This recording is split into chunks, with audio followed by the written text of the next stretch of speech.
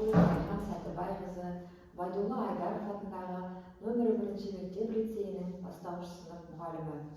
Көрнекті педагог Антон Макаренко. Бала өмірінде ойынның маңызы зор.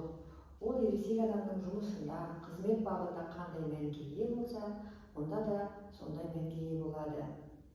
Бала ойнағанда қандай болса, есейгенде жұмыс бабында дәл сондай болады. Сондықтан да болашақ қайраткерді тәрбиелеуде ойынның маңызы өте зор деген екен.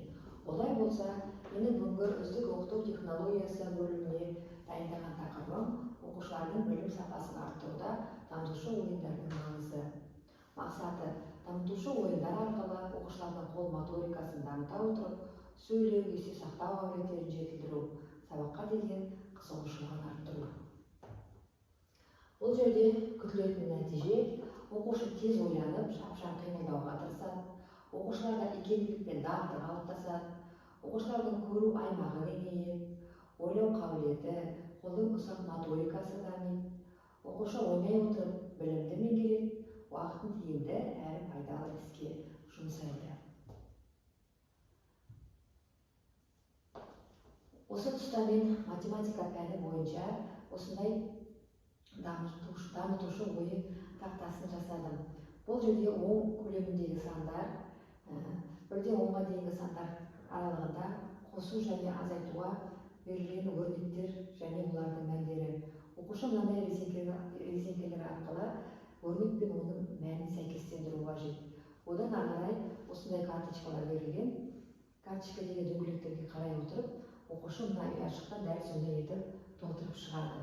Одан кейін айналмалы дөңгелекшелер орналастырылған.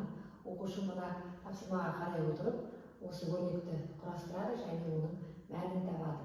Ары қарай 1-ден 10-ға дейінгі сандар жазылған және мынандай таяқша берілген. Сол дөңгелекшелерді алып оқушы санға сәйкес барлық жерге толтырып шығады. Жоғарғы жағында таймер орналастырылған. Оқушылар қандай уақыт аралығында тапсырманы орындап шықты, соны қарап белгілеп отыруға болады. Бұл жерде 3-4 сынып оқушыларына арналған тапсырмалар, көбейтуге байланысты тапсырма және олардың мәндері берілген. Оқушы көбейту мен оның мәнін бөліммен сәйкестендіруі қажет. Одан ары геометриялық фигуралар берілген. Оқушы үстіңгі бөлігінде геометриялық фигураларды олардың периметрін табуға байланысты формулалармен сәйкестендіреді. Астыңғы бөлігінде геометриялық фигуралардың ауданын табуға байланысты формулаларды сәйкесінше орналастырып шығады. Одан кейін түрлі түсті дөңгелектермен бейнеленген карточка оқушылар мынандай тапсырмаларды, таяқшаларды алады да осы карточканың үстін толтырып шығады сәйкесінше осындай дөңгелектермен. Бұл жерде де үстіңгі бөлігінде таймер орналастырылған. Оқушылар қандай уақыт аралығында орындап шықты, соны мұғалім өзіне түртіп алып, соңында олардың нәтижелерін бір-бірімен салыстырып, жақсы көрсеткіш көрсеткен оқушыларды мадақтап, оқушыларды сабаққа қызықтырып отыруына болады. Бұл дамытушы ойын тақтасын мынандай қылып өзгерттік. Бұл жерде де өрнектер жазылған таяқшалар алынып, оның орнына басқа тапсырмаларды қойып ауыстырып отыруға болады. Бұл жерде де сондай. Одан бөлек тек қана математика пәнінде емес, басқа пәндерге де мұғалім өз шеберлігіне қарай қажетті тақырыбына сәйкестендіріп, осындай тапсырмаларды дайындап алса болады. Мына жерде үстеу тақырыбына байланысты үстеулер берілген. Оқушы үстеудің антонимдік жұбын тауып бір-бірімен сәйкестендіреді. Ал мына жерде сөз таптары. Оқушы сөз табын өзінің тиісті сұрағымен байланыстырып шығады. Мысалы, мына жерде қазақ тілі пәніне байланысты жұптық жұмыстың кезінде оқушылар сәйкестендіру тапсырмасын орындап жатыр.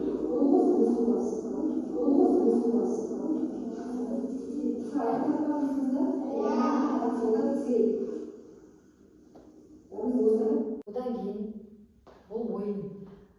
тақтасын менің әріптестерім өз сынып оқушыларына тапсырмалар орындатып көрді. Одан бөлек ата-аналар да осы ойын тақтасымен балалармен жұмыс жасап өздерінің нәтижелерімен, ой пікірлерімен бөлісіп отырды. Саламатсыздар ма?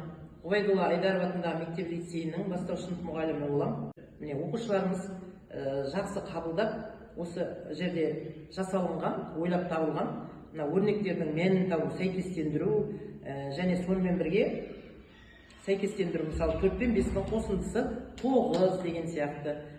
Сонымен бірге мынандай түстерді тез арада ойда сақтап орналастыру және әртүрлі мынандай шеңбершелерді біреуіне, мысалы екі шеңбер мына жерде екеу, мысалы міне үшеу деген сияқты оқушылардың қол моторикасын дамыту, сонымен бірге сандарды есте сақтау, есептерді шығара білу, әртүрлі осы жердегі оқушыларымыздың ойлап тапқан есептерін біз қазір тәжірибеде қолданып, оның тиімділіктерін бізбен бөлісуде. Өте жұмыс жақсы жасалған, ойлап табылған, әр уақытта біз осы жұмысты сыныбымызда қолданамыз деп ойлаймыз. Мен Амалова Ақтолқын Оспанқызы, Ғұбайдолла Айдаров атындағы номері 1 мектеп лицейінің педагог-дефектологы. Осы дамытушы ойындардың баланың зейінін тұрақтандыруға, сақол моторикасын дамытуға өте көмегі көп. Осы ойындарды біз сабақ барысында балалардың зейінін аулау үшін, ойын бір жерге тұрақтандыру үшін өте көп қолданамыз. Бүркіт мына осы ағаштарды әр санға рет-ретімен осыған 5-тен салауым керек. Санап 5-еуін салу осы жерге. Өзін санап 5-еуін салу. Яғни осы ойынды пайдалану барысында баланың ұсақ қол моторикасы дамыса, баланың мишығы да дамиды. Сол барысында бала өте көп сөйлеуге бейімделеді, әрі сабақ барысында тыныш отырады.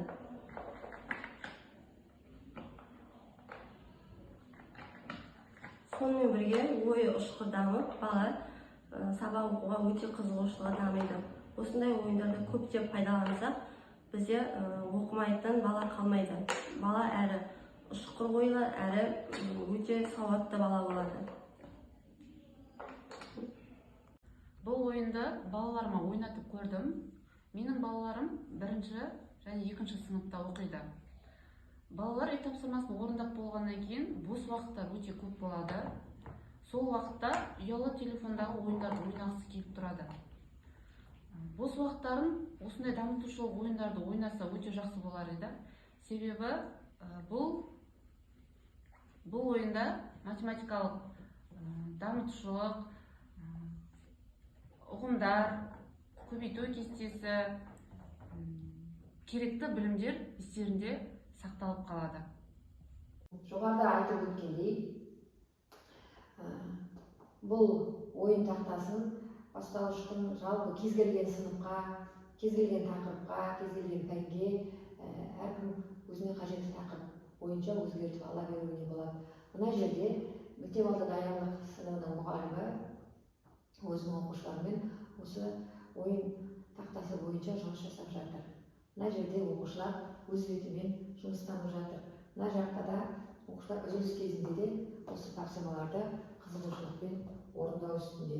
Осы ойын тақтасымен жұмыс жасау арқылы бұл жерде оқушылардың қол моторикасы дамиды. Сол арқылы ойлау, есте сақтау қабілеттері жақсара түседі.